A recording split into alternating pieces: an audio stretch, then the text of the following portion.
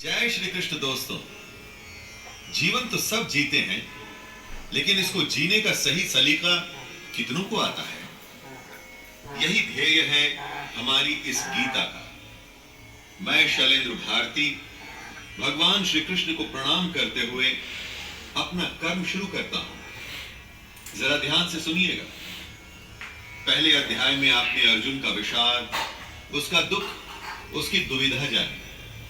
अब श्री कृष्ण उसका उत्तर देंगे और इस अध्याय का नाम है सांख्य योग। इसमें अर्जुन की कायरता तथा उसके भ्रम को लेकर विश्लेषण है, उसका एनालिसिस है दोस्तों। यहां से शुरुआत होती है उस ज्ञान की जिसके लिए भगवत गीता दुनिया का सबसे महानतम ग्रंथ और ज्ञान का भंडार माना जाता है।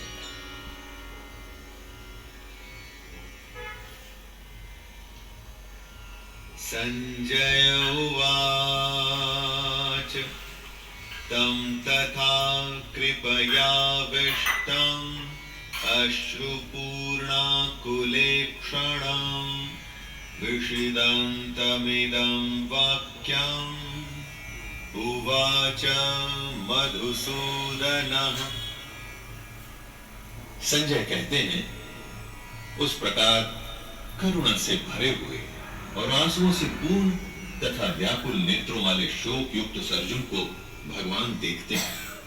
अर्जुन दुख से घिरा हुआ है, आशा खत्म हो चुकी है, हिम्मत टूट चुकी है, और ऐसे में कृष्ण उसे समझाना शुरू करते हैं। जहां युद्ध का वर्णन होना चाहिए था, वहां दुख और विषाद का माहौल है। अर्जुन की आंखों में आंसू, मन में निराशा है। ये एक बहुत बड़ी हैरानी की बात थी। धृतराष्ट्र या संजय कोई भी इसकी आशा नहीं कर रहे थे। अर्जुन का दुख देखकर कृष्ण उत्तर देने के लिए तैयार होते हैं। दोस्तों, यही है गीता। अर्जुन या हम सबकी शंका और ईश्वर या कृष्ण का ज्ञान। श्री भगवानुवाच कुतस्त्वाकश्मलम् इदम् विषमे समुपस्थितम् अनार्यजुष्टमस्वर्ग्यम् अकीर्तिकरमर्जुन। श्री भगवान बोलते हैं, हे अर्जुन, तुझे इस समय असमय में ये मोह किस हेतु से प्राप्त हुआ?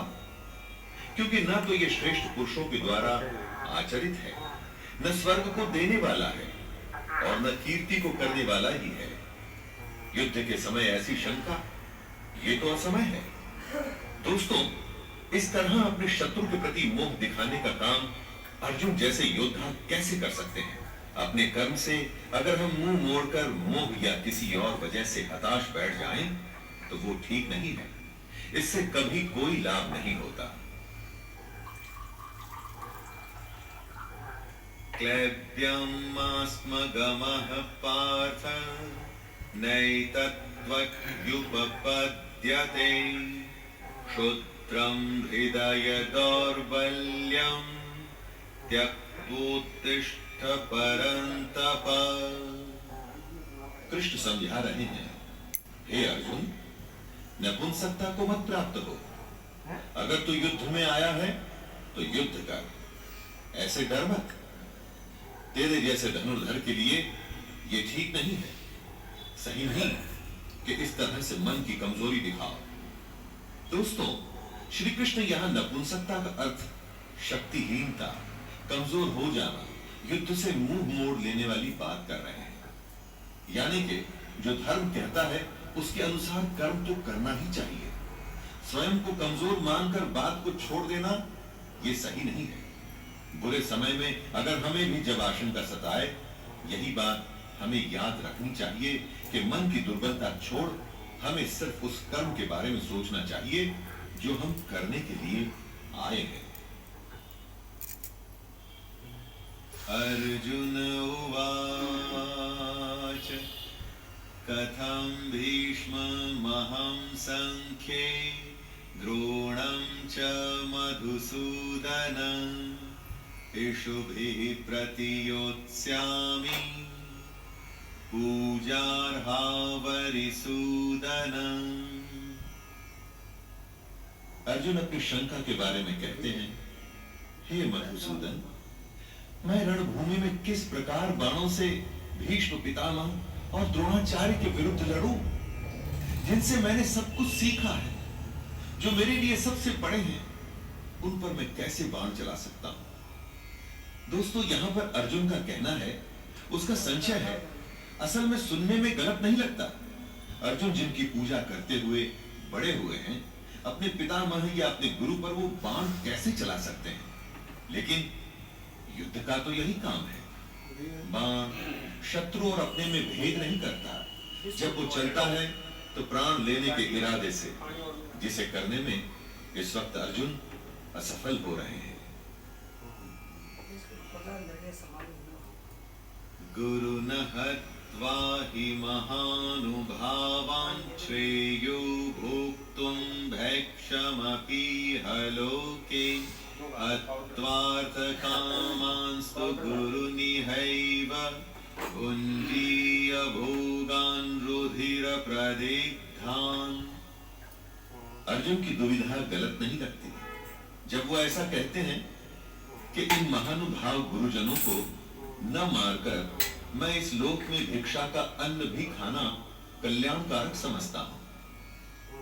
यहां पर अर्जुन कहते हैं कि इन गुरुजनों को मारकर इस दुनिया में किसी भी तरह का लाभ ले लूं, उसका क्या मतलब है। अपने इन लोगों को मारकर उससे अर्थ और भोग, धन धान्य, ऐश्वर्य, ये सब तो मैं प्राप्त कर लूंगा, परंतु ऐसे भोगों से क्या प्राप्त होगा। दोस्तों, अर्जुन ही नहीं, दुनिया में न जाने कितने लोग ऐसे होते हैं जिन्हें लगता है कि परिवार भी न छूटे और मोक्ष भी प्राप्त हो जाए, परंतु ये तो संभव नहीं। न चैतद्विद्मः कतरन्नो गरीयो यद्वा जयेम यदि वा नो जयेयुः यानेव हत्वा न जिजीविषामस्तेव स्थिताः प्रमुखे धार्तराष्ट्राः। अर्जुन कहते हैं, हम ये भी नहीं जानते कि हमारे लिए युद्ध करना और न करना, इन दोनों में से कौन सा श्रेष्ठ है। अथवा ये भी नहीं जानते कि उन्हें हम जीतेंगे या वे हमको जीतेंगे। और जिनको मारकर हम जीना भी नहीं चाहते, वे ही हमारे आत्मीय धृतराष्ट्र के पुत्र हमारे मुकाबले में खड़े हैं। भविष्य में क्या होगा ये तो कोई भी नहीं जानता। विधि ने क्या विधान लिखा है उसके बारे में किसी को नहीं पता, लेकिन वर्तमान में हम जो करना चाहते हैं उसका निर्णय हमारे हाथ में होता है।